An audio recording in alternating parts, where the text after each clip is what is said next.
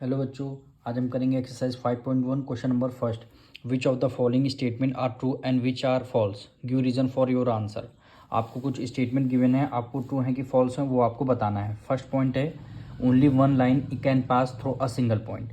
क्या कह रहा है, आपको एक सिंगल पॉइंट आपको गिवन है, इसमें से कह रहा है एक सिंगल लाइन ही पास हो सकती है इस पॉइंट से, तो इसका आंसर क्या हो गया, फॉल्स हो गया। एक पॉइंट से infinitely many points infinitely lines पास किए जा सकते, जैसे यहाँ पे दो लाइन हो गए, या तीसरी लाइन हम पास कर रहे हैं, फोर्थ लाइन पास कर रहे हैं, फिफ्थ, यानी इनफाइनेटली मैनी लाइंस आप पास कर सकते हैं एक सिंगल पॉइंट से, तो इसका आंसर होगा false. False as infinite lines can pass through a single point. एक सिंगल पॉइंट से हम इनफाइनाइट लाइंस हम पास कर सकते हैं। अब सेकेंड पार्ट में आते हैं। There are an infinite number of line which pass through two distinct point. क्या कह रहा है, दो पॉइंट आपको गिवन है, 2 पॉइंट्स आपको गिवन है, उसमें से कह रहा है आपको infinite number of lines draw कर सकते हैं इन 2 पॉइंट से। आप बताइए, अगर 2 पॉइंट हैं, अगर दोनों पॉइंट से एक लाइन ड्रॉ करते हैं तो क्या इन दोनों लाइन से इनफाइनेटली पॉइंट ड्रॉ हो सकते हैं, इनफाइनाइट नंबर ऑफ लाइंस, तो इसका आंसर होगा फॉल्स। क्योंकि कोई 2 पॉइंट से दोनों पॉइंट से अगर आप ज्वाइन करेंगे तो एक ही लाइन ड्रॉ हो सकती है, तो इसका आंसर हो जाएगा false. False as only one line can pass through two distinct point. अगर 2 पॉइंट हैं तो उसमें से एक ही सिंगल लाइन ड्रॉ हो सकती है। अब थर्ड पार्ट पे आते हैं। A terminated line can be produced infinitely on the both the side. क्या कह रहा है, आपको एक लाइन गिवन है, इसके 2 एंड हैं, एक फर्स्ट पार्ट ए और दूसरा ये हो जाएगा बी।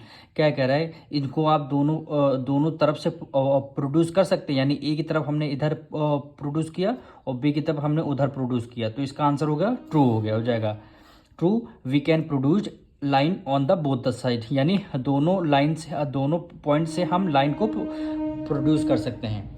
अब इसका फोर्थ पार्ट आता है। If 2 circle are equal then their radii are equal. अगर आपके 2 सर्कल इक्वल हैं, यानी 2 सर्कल ये आपको गिवन है, ये 2 सर्कल हैं, अगर 2 सर्कल का एरिया आपको गिवन है, इक्वल है, तो उसके क्या हो जाएंगे, रेडियाई भी आपका इक्वल हो जाएगा, रेडियाई इक्वल होगा और सर्कमफेरेंस इक्वल होगा। अगर आपको 2 सर्कल आपको गिवन है और बोला गया है कि दोनों के एरिया आपके इक्वल हैं, तो एरिया इक्वल होने का मतलब, इसका मतलब क्या है, वो रेडियाई भी इक्वल होगा और दोनों सर्कल की रेडियाई भी इक्वल होगी और सर्कमफेरेंस भी इक्वल होगा, तो इसका आंसर ट्रू हो जाएगा। ट्रू इक्वल सर्कल को inside each other their radii are circumference are equal, यानी रेडियाई भी उसकी इक्वल हो जाएगी और सर्कमफेरेंस भी उसका इक्वल हो जाएगा। अगर 2 सर्कल आर इक्वल, दोनों सर्कल के शेप दोनों सेम हैं।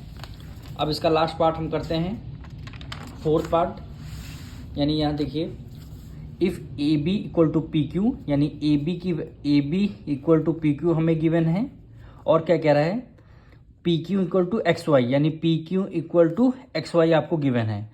तो अब बताना है A B equal to X Y होगा, A B equal to X Y होगा, जी हाँ बिल्कुल होगा, ये स्टेटमेंट आपकी ट्रू होगी। Things which are equal to the same thing equal to the other side.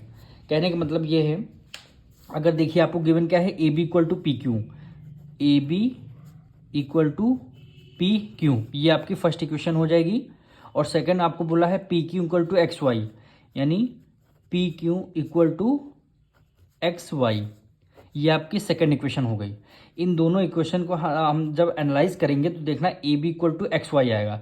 A B के इक्वल क्या है, पी क्यू है, और पी क्यू के इक्वल क्या है, एक्स वाई, तो ये दोनों लाइन आपस में इक्वल हो जाएंगी। तो वही हमने लिखा है, things which are equal to the same thing. अगर दोनों चीज़ें आपस में इक्वल हैं तो वो आपस में एक दूसरे के भी इक्वल होंगी। यही हमारा आंसर होगा। अब मिलते हैं नेक्स्ट वीडियो में।